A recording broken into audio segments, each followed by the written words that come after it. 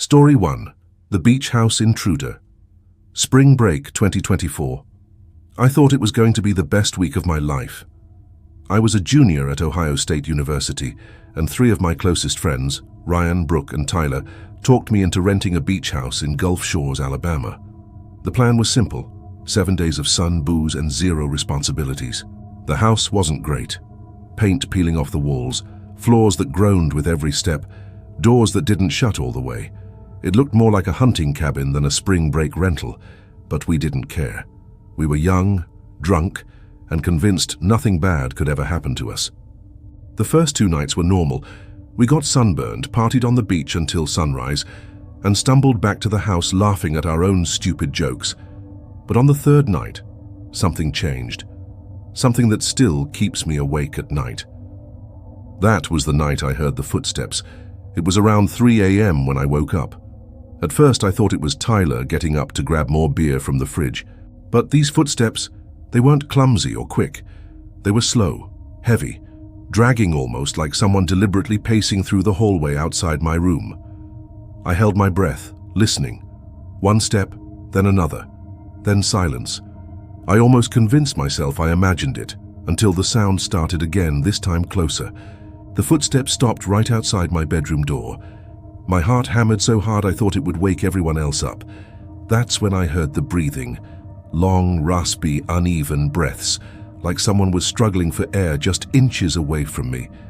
And then, the doorknob started to turn. I froze.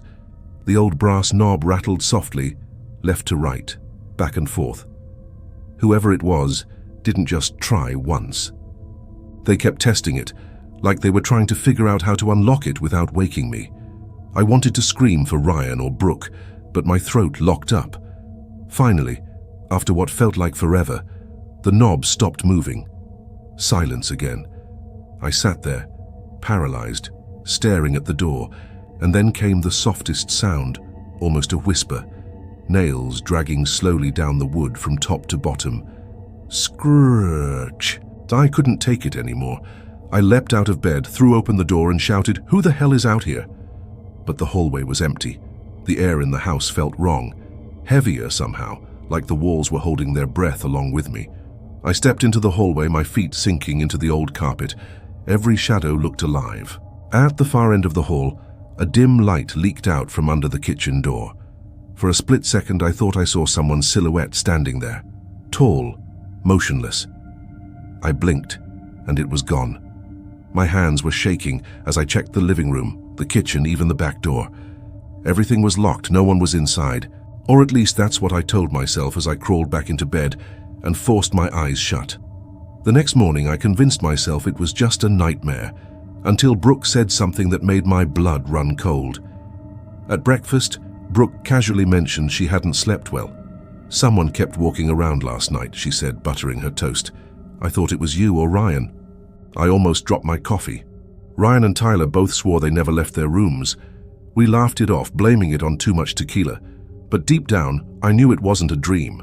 Someone or something had been inside that house with us. That evening, I decided to test my sanity.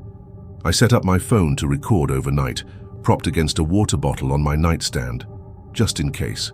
I wish to God I never hit record. The next morning, I checked the footage while everyone else was still asleep.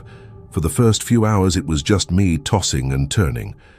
But then, around 2:47 a.m., the screen went dark, not completely black, more like something had passed in front of the camera, blocking it for several seconds.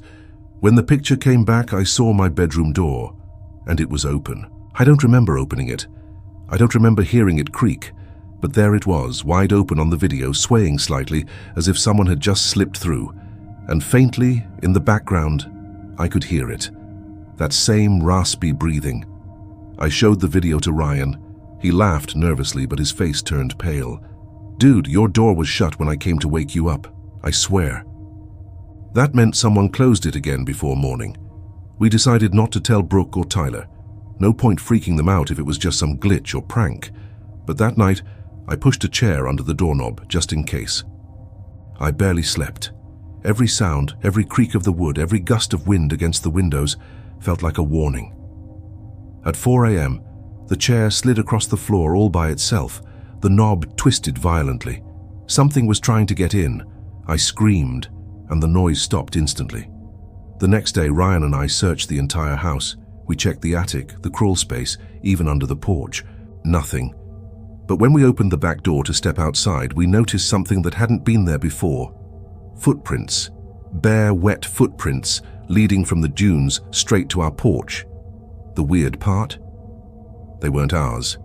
The toes were long, almost claw-like, and the stride was uneven, like whoever left them was dragging one foot. Tyler tried to laugh it off as some drunk local screwing with us, but the tracks didn't lead back to the beach. They just stopped at the porch, like whoever it was had come inside. That night was the worst. Brooke shook me awake around 3:30 a.m., her face pale. She whispered, "There's someone outside my window." We all rushed to her room. At first, nothing, just the sound of waves crashing in the distance. Then slowly a head rose into view. A man. Or at least I think it was a man. His skin was grayish, stretched tight over his skull. His eyes were huge, reflective, like an animal caught in headlights. And he was smiling. The second he saw us, he vanished into the dark. We locked every door, every window, and huddled together in the living room until the sun came up. None of us spoke a word. We checked out the next morning, 2 days early. The owner of the rental didn't even argue, just refunded us and told us we weren't at the first to leave early.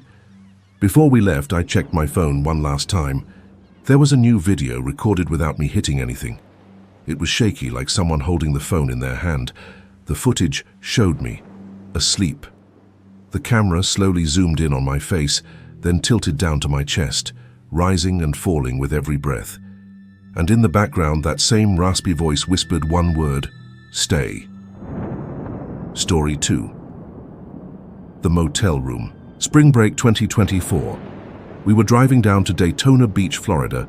Me, my best friend Chloe, and her boyfriend Matt. We didn't plan things well, and by the time we got there, every decent hotel was sold out. The only place with a vacancy was a rundown roadside motel off I-95. Neon sign flickering, half the letters burnt out, and a lobby that smelled like mildew. But we were exhausted, broke, and desperate. The manager was this wiry old man with sunken eyes. He barely looked at us while handing over the key. "Room 6. Don't leave the curtains open at night," he muttered. We laughed it off as some creepy attempt at a joke. But later I'd realized he wasn't joking at all. The room looked like it hadn't been touched in years. The carpet was stained with dark blotches. The wallpaper peeled in long strips, and the single lamp in the corner flickered every few seconds. Chloe wrinkled her nose. "This place smells like old blood." I tried to laugh it off, but I noticed it too. That metallic tang that clung to the air. Matt just shrugged and threw himself on the bed, scrolling through his phone. As we unpacked, I went to close the curtains and froze. Across the parking lot, in the window of the opposite room, someone was watching us, just standing there, perfectly still. At first, I thought it was just another guest, but the figure never moved, never blinked. It was a silhouette, pale face barely visible through the shadows. "Hey, someone's staring at us," I whispered to Chloe. She came over, peeked through the curtain, and immediately yanked it shut. "That guy's still there," she muttered, "and his face—" She didn't finish. We agreed not to mention it to Matt, who was already half asleep. Still, I couldn't shake the feeling that whoever was in that window wasn't just watching. They were waiting. Around 2 a.m., I woke to the sound of tapping. Soft, rhythmic. Tap, tap, tap. At first I thought it was the heater. Then I realized it was coming from the window. I turned my head slowly. Through the tiny crack in the curtains, a pale hand pressed against the glass. Long fingers splayed, nails scraping faintly as they dragged down. I bolted upright, but when I pulled the curtain back, nothing. Just the empty parking lot glowing under the buzzing neon sign. Still my chest tightened, because the handprint was still on the glass. Fresh. I shook Chloe awake, whispering frantically about what I saw. She was groggy, annoyed, until she noticed the smudge on the window herself. Her face drained of color. We woke Matt, but of course he laughed. Probably some meth head messing around, just go back to sleep. But I couldn't. I lay there, eyes fixed on the window, praying for the sun to come up, and that's when I heard the bathroom door creak. The bathroom light was off. We hadn't gone in there since brushing our teeth, yet the door was slowly, painfully inching open. I grabbed Matt's arm. "Someone's in the bathroom." He groaned, got up, and yanked the door wide. Nothing. Empty. But as the door swung shut again, I noticed something in the cracked mirror above the sink. A face, not ours. Gaunt, hollow-eyed, grinning. It was only there for a second, but it was enough to make me feel sick. The next morning, we tried to get a refund. The manager just shook his head. "Room 6 has no refunds," he said flatly. His eyes lingered on us, like he knew exactly what had happened. We debated leaving anyway, but every other hotel was still full. Against our better judgment, we stayed. That night, Chloe insisted we keep the lights on. We huddled together on the bed, jumpy at every sound. Hours passed, and then the tapping came again.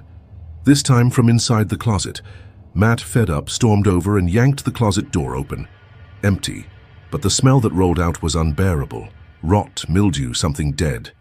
And carved into the back wall, barely visible under the peeling paint, were words scratched deep into the wood. "Don't look at the windows." Before we could process it, the lamp flickered and went out. The room plunged into darkness, and from the window came the sound of fingernails dragging slowly across the glass. Chloe whimpered. I held her hand, my heart slamming against my ribs. The sound grew louder, faster, until it turned into furious banging. Matt cursed, grabbed the chair and hurled it at the window. The glass shattered outward, spraying into the night. Silence. We thought it was over, until we realized the handprints weren't just on the inside of the glass. They were on the ceiling, above us. We bolted from room 6 that night, leaving everything behind. When we reached the lobby, the manager was waiting, already holding out our bags. "You lasted longer than most," he said softly. His sunken eyes gleamed. "They like the new ones." We didn't ask questions, we just ran. The next day I checked the motel online. Room 6 didn't exist on the floor plan. It skipped straight from room 5 to room 7. But when I drove past the place weeks later, I saw it. Curtains drawn, faint light glowing behind the glass, and a pale face watching from inside. Story 3. The Woods of Colorado, Spring Break 2024. My friends convinced me to skip the beaches and try something different. So instead of Miami or Cancun, we headed to San Isabel National Forest, Colorado. It was supposed to be peaceful. Hiking, bonfires, no cell service, a break from everything. There were 5 of us, me, Derek, his girlfriend Alyssa, and our friends Josh and Megan. The ranger at the entrance warned us, "Don't camp past the fire road. People get lost out there. Some don't come back." We laughed it off, young, cocky, certain nothing could touch us. That night, as the fire crackled and the forest closed in around us, I realized how wrong we were. Around midnight, we heard it. Not an animal, not the wind. A whistle. Low, drawn out, echoing through the trees. Josh joked it was some hunter, but the sound was too deliberate, almost like a tune. 3 notes, over and over. Alyssa shivered and asked to put out the fire. "I feel like someone's watching us." But Derek refused. "If someone's out there, better they see us than we stumble into them." None of us slept easy that night. The next morning, we found footprints around our campsite, bare feet, large, wide, pressed deep into the dirt. They circled the tents over and over. Megan swore she heard breathing outside her tent. Derek insisted it was a prank, maybe some backwoods creep trying to scare tourists. But the footprints led into the woods, and they didn't come back out. We tried to hike back toward the ranger station, but the trail markers were gone. Every tree looked the same. After hours of walking, we stumbled right back into our campsite.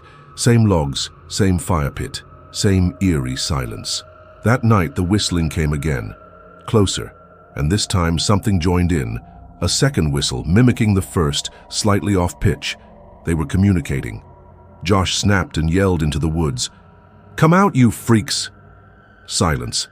Then, from the darkness, a voice repeated his words back. Perfectly. Same tone, same anger. Except none of us had spoken. We doused the fire and huddled in the tent. The forest grew so quiet, I could hear my heartbeat. Then came the sound of snapping twigs. Slow. Approaching. I peeked through the tent flap. At the edge of the clearing stood a figure. Tall, too thin, its limbs wrong somehow, like they'd been stretched. Its head tilted at an unnatural angle as it watched us. I wanted to scream, but the thing raised a finger to its lips. Shh. The whistle started again, this time from directly behind our tent. We ran. No plan, no direction, just pure terror. Branches slashed at our faces as we tore through the woods. The whistles followed, bouncing from tree to tree, surrounding us. After what felt like hours, we found an abandoned ranger shack. Windows broken, roof sagging, but it was shelter. Inside, we found claw marks carved deep into the walls and words scratched into the wood, desperate and shaky. "Don't answer them." We barricaded the door with broken furniture. Outside, the whistling grew frantic, higher, shriller, like dozens of voices now. Then came the knocking, soft at first, then harder, louder, until the whole shack shook. Josh lost it. He screamed at them to leave us alone, and the forest answered back. Dozens of voices, screaming his exact words in unison. When the door finally gave way, the moonlight spilled in. The clearing was empty, silent. But above us, in the rafters, something shifted. I looked up. Dozens of pale faces stared down, eyes black, mouths stretched into unnatural grins, hanging upside down like spiders.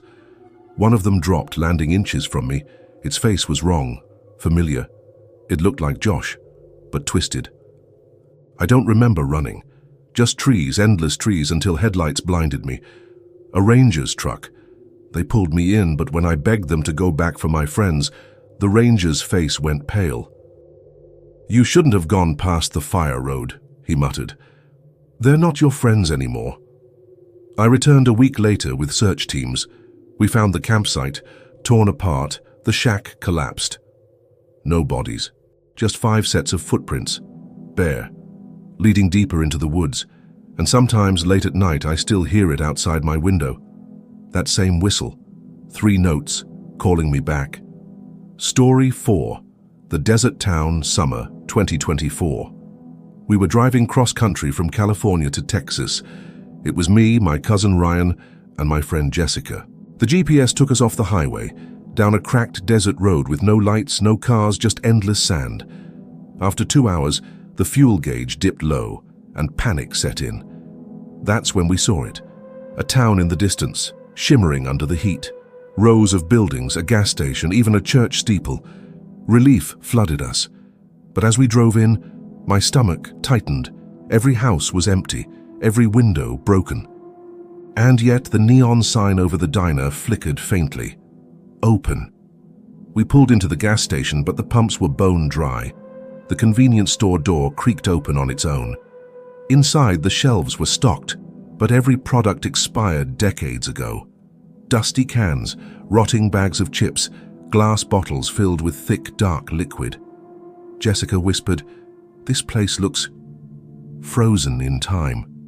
Ryan laughed nervously. "At least it's not completely abandoned." Then the radio behind the counter crackled to life. A voice, low and distorted. "Welcome back." We bolted from the store, but the street outside wasn't the same. The road we came in on was gone. Buildings had shifted. The diner that once sat across the street now loomed directly in front of us. Ryan muttered, "No way. No way this is real." The diner lights glowed brighter, buzzing, and from inside, we saw silhouettes moving. Dozens of them. Figures sitting at booths, hunched over meals that had long rotted away. None of them moved, until we stepped closer. Every head turned at once. Dozens of pale faces, blank eyes staring at us through the glass. Jessica screamed, dragging us back toward the car. We locked the doors, hearts pounding. Then we saw them again, not in the diner, not on the street, but in the back seat. I whipped around. The car was empty, no one there. But Ryan swore he saw someone. A woman, hair hanging over her face, sitting perfectly still behind me. We didn't wait. We floored it, tearing through the streets, searching for an exit. But every turn led us back to the same spot, the church. The bell tower rose above us, and the doors creaked open, as if inviting us inside. Inside, the church smelled of rot and dust. Candles lined the pews, flames flickering even though no one was there to light them. At the altar lay a massive book, pages yellowed and torn. Names filled every line, written in fresh ink. Jessica pointed with a trembling hand. Our names were the last 3. The church doors slammed shut. The bell tolled overhead, each strike rattling the floor. From the rafters, shapes began to move, figures crawling along the beams, skittering like insects. Their faces were wrong, too wide, too pale, mouths stretched into permanent screams. Ryan grabbed the book and hurled it across the room. The candles all went out at once, and the whispering began. The voices surrounded us, chanting, overlapping, impossible to understand. The figures descended from the rafters, limbs bending backwards as they crawled toward us. Jessica shrieked and ran. The shadows swallowed her whole. Her scream cut off instantly. Ryan and I bolted for the side door, bursting into the desert night. But the town was gone, just endless sand. We staggered through the desert, the town a faint glow behind us. The further we ran, the louder the whispers grew, like they were inside our heads. Ryan suddenly stopped. His eyes went blank. "We never left," he whispered. When I turned, the glow of the town wasn't behind us anymore. It was all around us. I woke at dawn, lying in the middle of Main Street.